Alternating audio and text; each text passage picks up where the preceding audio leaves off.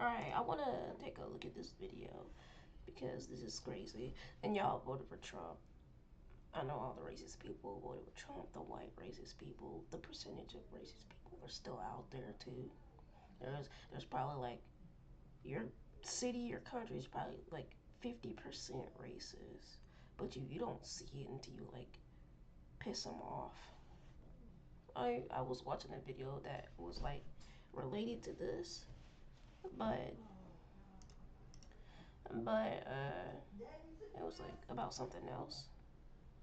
So I'm just taking a look at this. Y'all voted for Trump. A potentially big shift is coming to U.S. immigration policy as Donald Trump is headed. And I saw, but it was like Donald Trump. I told y'all as soon as he was gonna be president, he gonna do some shit. And right now he is, I guess, protesting or saying he's gonna deport all immigrants who are not documented in the U.S. So back to the White House. CNN has new reporting that allies of the president-elect and some in the private sector are quietly preparing for a large-scale detainment and deportation of migrants in the United States, which is right in line with warns Trump. IC official warns about Trump's plan to deport with what was really the singular, most repeated agenda item from Donald. So basically, you're saying, okay, so basically there are like probably immigrants that are not documented. Trump on the case. They want to get out of damn Mexico because you're keeping them there. Because do you see that wall right there? Mexicans want to get out and be free.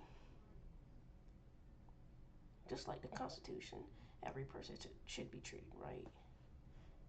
It's rights. But it's basically like campaign trail, which is the mass deportation of undocumented immigrants. So they wouldn't wanting. Okay, so he reiterated his. That's my boy Chuck. Man, what's good, bro? Philip.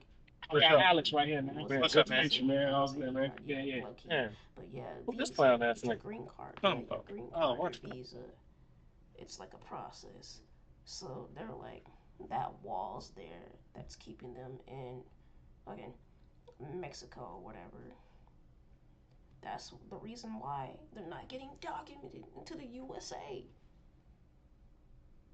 That wall, you building a barrier from the US, which is gonna make people want to go to the US.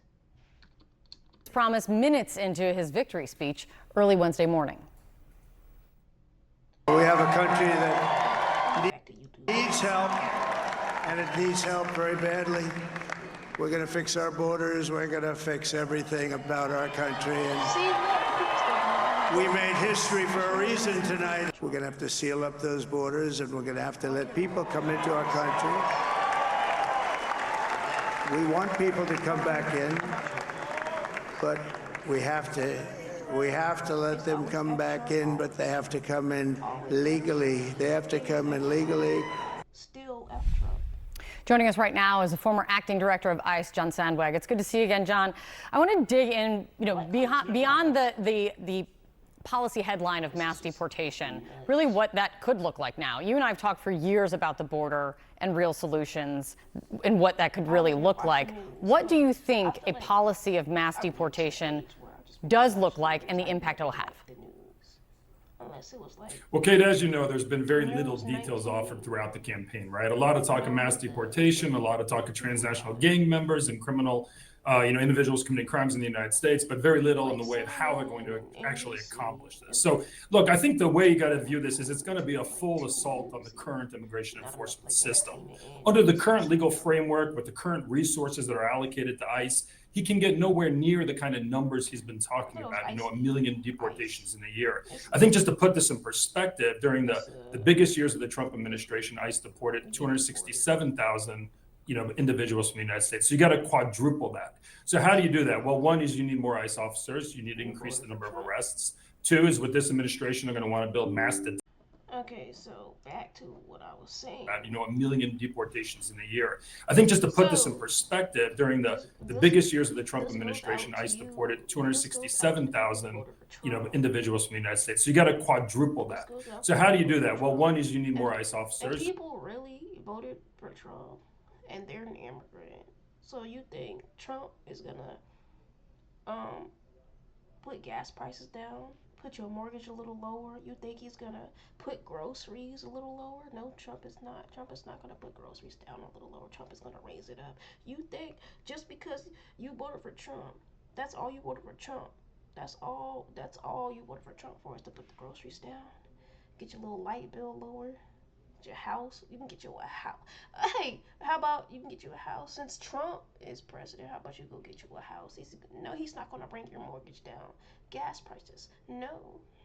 You need to increase the number of arrests. Two is, with this administration, they're going to want to build mass detention camps to house those individuals before they're deported. But most importantly is people. The immigration courts. And you and I have talked about this for a long time. Huge backlogs have formed. The Supreme Court has said that migrants before they're deported are entitled to due process. So how do you get them through the courts? And I think what the administration's thinking is, how do we bypass those courts, right? Not supplement them, not surge resources to them, but how do we eliminate that right to the courts in the first place? And that's going to be really the focus, I think, of what they're going to launch here. Yeah, because it's not just a decision that can, there is not a magic wand that can fix this. That goes without saying. There is precedent. And then there's another thing. You love Trump so much, so he's gonna do this too. If you love Trump so much and you voted for Trump, this is what he's gonna do in probably the next couple of months. I don't know. Trump got some tricks up his sleeve. So basically, Trump is doing. They're saying, I've seen videos and posts, and everybody telling me Trump is doing. He's gonna raise Medicaid up. He's gonna raise hospital bills up, raise the price. He's gonna take food stamps. So basically, he's taking food stamps. He's raising the price on medicine, hospital bills, and everything else and above. So basically, he's probably taking about 45 to 50% of people's daily life. So basically, if people need insulin, it's probably gonna be like $100. I don't know. Trump got so many yeah, you know. And as you said, what the Supreme Court has decided is could directly run straight up against what their desires are to do and how quickly they move. The simple fact of existing space is a big question. Existing space run by the federal government and ICE to use as a detention space. How much space does the government have? What will happen if there are millions more people being moved into it? Yeah, Kate, look, the bottom line is a lot of talk. I don't understand why they be pausing for like 3 or 4 seconds. They'll finish their sentence and then he'll be like, and blah, blah, blah, blah, blah. Has been focused on this, and a lot of frustration, right, by the Republicans in Congress during the Biden administration that they're releasing migrants at the border. But the reality is that the most detention beds run by ICE are actually paid for, meaning they're operated by either private contractors or state and local jails. So ICE has 41,000 beds available to it in a budget of a couple of $1 billion to pay for those beds.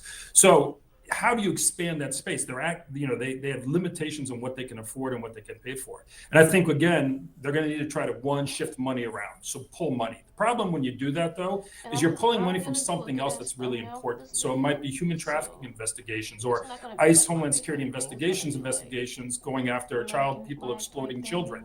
You pull money from there and supplement, use it to pay for detention beds. But there are limits, Kate, on how much you can do of that, right? Just like there are limits on how much you can kind of change the law through executive orders. So I think we're going to see, and I think one thing we all need to kind of keep an eye out for here is what happens with the House of Representatives. And do they go to Congress looking for, I think, 2 things. One, a massive surge of resources. And 2 would be new legal authorities that allow them to kind of bypass those immigration courts. Look, I think that, the Biden administration put forward a very aggressive immigration enforcement bill, primarily dealing with the border. But now that if you have the president, you have the Senate, and if you get the House, it'll be very interesting to see whether we see, the first major immigration legislation in 30 years. But water break. An entirely pro-enforcement. In absence of having details stated publicly by President Trump or his campaign, there wouldn't be immigrants if there was no wall, Trump. If there was no wall, and if there was no border, something the border patrol and all that. If there was no border and no wall, maybe they wouldn't be immigrants. Maybe they wouldn't going undocumented. And basically, if you're an immigrant, you have to marry an American, and you can get your visa, your green card in the U.S. So basically, and his advisors. I want to play for you what one of his top allies, Republican Senator Marco Rubio, said yesterday on what he thinks a mass deportation policy means. Well, first of all, the first mass deportation, and the one that's most important, is criminals. Yes, if you're a convicted murderer or a killer or some very dangerous individual that has a criminal record in another country or have committed crimes here, you need to be removed from the country. I don't care where you came from. You're here illegally. On top of the fact that you're here to commit crimes, you must be eliminated. Okay, so I get it. That's crazy. I wish Kamala was president. Removed I don't get that. Did he cheat the votes again? Anybody know? Put it in the comments. Like, I don't. immediately from the United States of America. Well, I get, like, there are, like, migrants who, like, get kids and, you know, do stuff to the kids. I get that. You're trying to, like, you know, keep them, and they do drugs. Yeah. America. That's without a doubt. Now, beyond that, I do think we have to have immigration laws, and they have to be enforced. Does that put any meat on the bones for you? Biden is no better, but Biden is better. No, you know, Kate, listen, this is based on a really, I think, the thing we should all be very worried about here with this mass deportation plan. You know, there's this kind of sense out there that on the campaign trail and with Senator Rubio's comments there, that we're somehow not enforcing the law against criminal aliens, individuals who've entered this country and are committing crimes. The truth is, actually, ICE is incredibly good at that.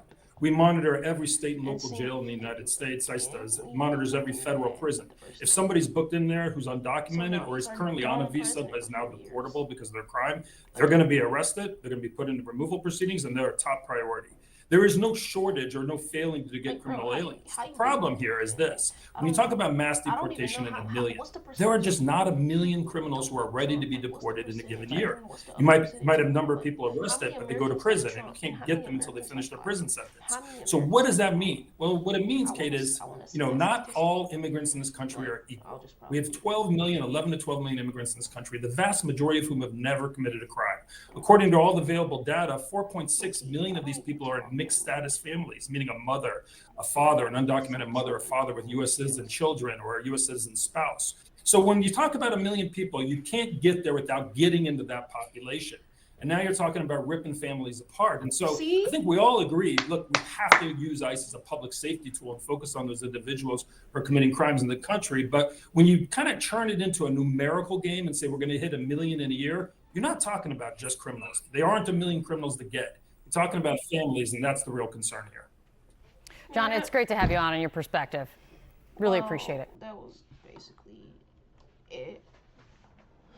But if you like this video, do comment, like, and subscribe. I don't know why, to the Americans, to anybody who voted for Trump, here's my question.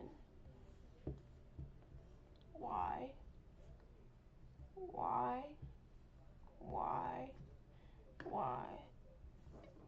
And who knows, the immigrants probably voted for Trump to, like, I don't know, let's say,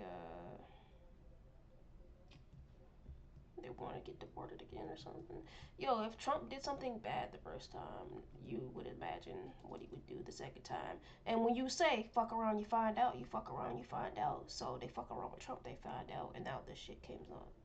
And this shit's out. But let me know what you think in the comments below. Like, comment, subscribe again. And also use my creator code WINTER with you in the Fortnite item shop #ad.